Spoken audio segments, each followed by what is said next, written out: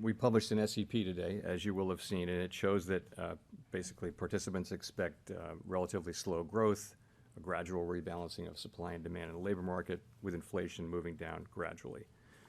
In that most likely case, if that happens, participants don't see rate cuts this year. They just don't.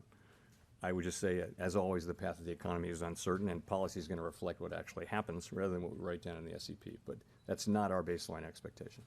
Well, if I could follow up and ask, as you look forward into the rest of the year here, are you saying that what you see and the 5.1% basically consensus is based on it will be sufficiently restrictive, or is it leavened by the idea of you don't know what's going to happen? In other words, what should people think about in terms of how the Fed thinks about how far it is from the terminal?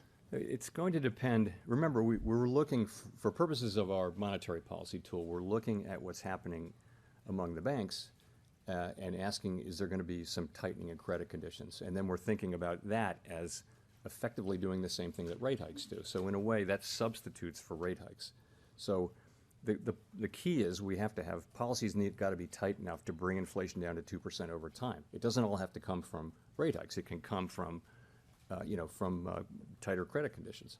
So that we're looking at, and it's highly uncertain how long the situation will be sustained or how significant any of those effects would be. So we're just going to have to watch. In the meantime, and